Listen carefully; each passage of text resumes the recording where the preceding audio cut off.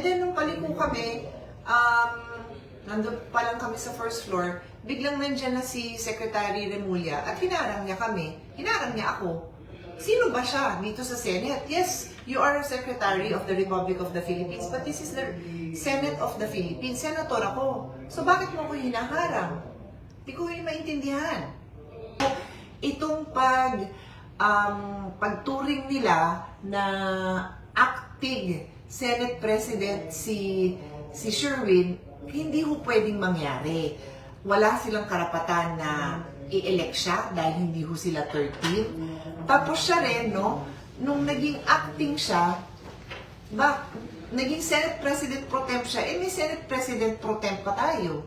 Diba? Hindi ko napapahabain yung diskusyon na yan. I can if you want more, because very clear din sa rules natin kung kailan papalitan ang President. Kung patay na siya, kung ano nga ba yun?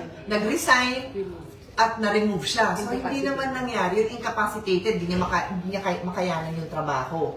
So, hindi naman mo nangyari yun. Kaya, hindi na kami magkasundo sa mga polisiya, pero wala akong nakalagay doon na pag hindi kayo nagkaroon ng polisiya, mag-acting president na kayo. Hindi ho. Kung hindi kayo nagkasundo sa polisiya, palitan nyo.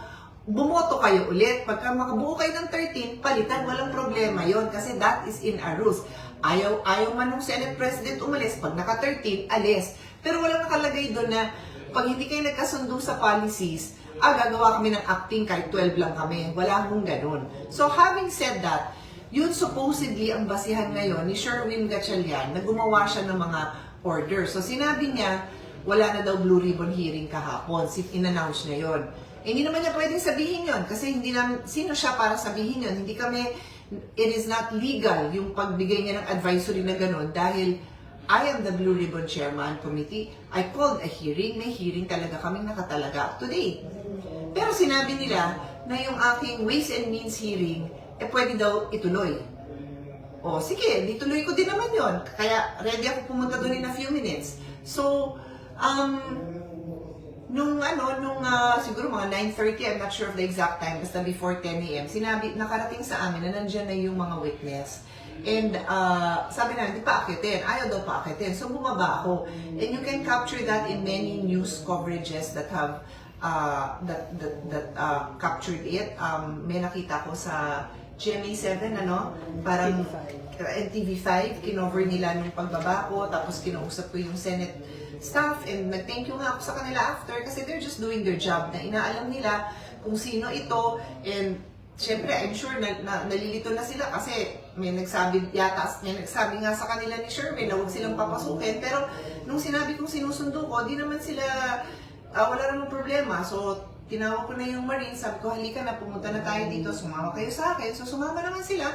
And then, nung paliko kami, nandun pa lang kami sa first floor, biglang nandyan na si Secretary Remulla at hinarang niya kami. Hinarang niya ako.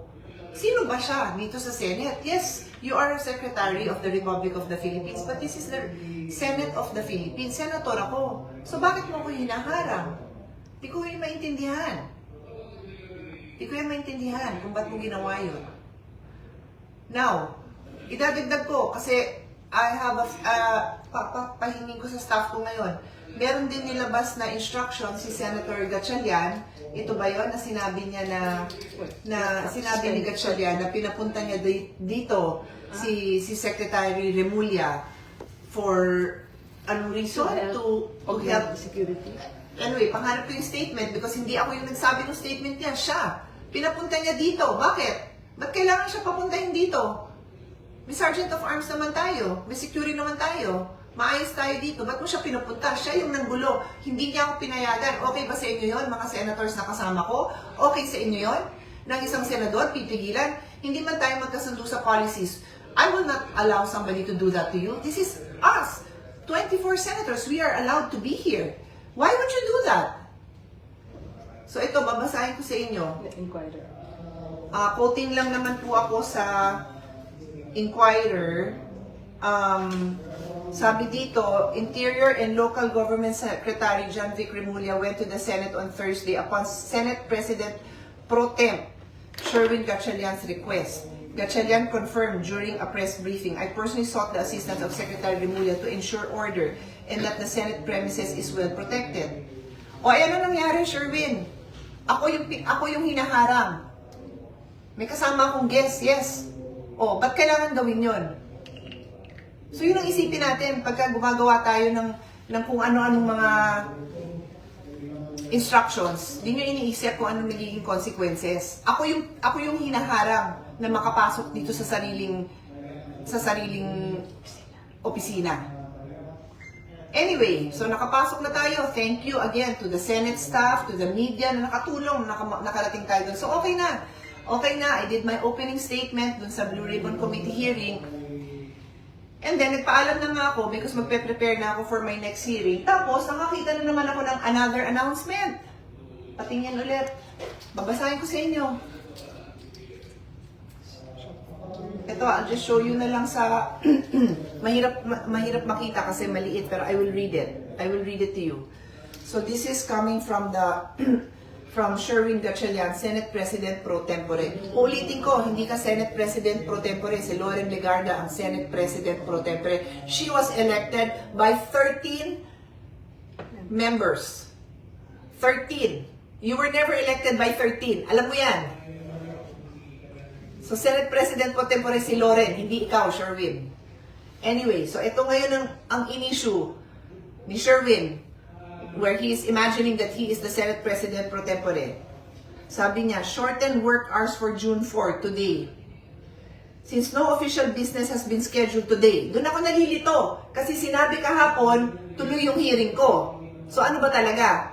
Ano ba talaga kayo?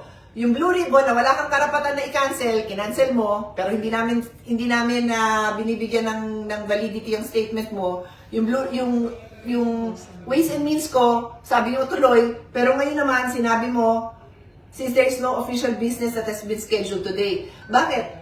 May alam ka ba kung may official business yung mga senators dito? Every day, we conduct our own meetings, we conduct our own dialogues, we conduct our own consultations.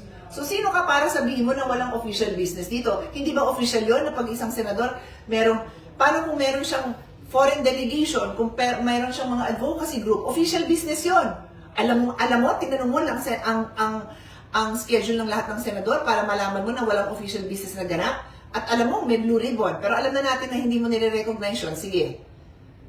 So, sabi niya, since no official business has been scheduled today, June 4, and in consideration of the safety, security, and well-being of Senate personnel, in light of anticipated activities within and around the Senate President Pro Tempore Sherwin Gatchalian has authorized all Senate officers and employees who reported on site to leave the office beginning at 10 a.m. 10 a.m.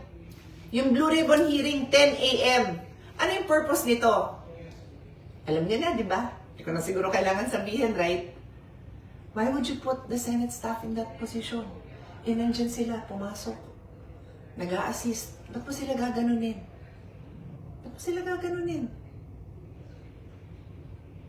Tapos sabi mo, trabaho lang tayo? Talaga? Anyway, the hearing is ongoing. I'm good to go. Takbo na ako dun sa isa kong hearing. Stay tuned, everyone. Let's just pray for the well-being and the wisdom of all our elected officials. All. Kasi kailangan magkaisa yung mga elected official. Pwede naman kami hindi magkasundo-sundo, but we have to work together for the good of our country. God bless you all.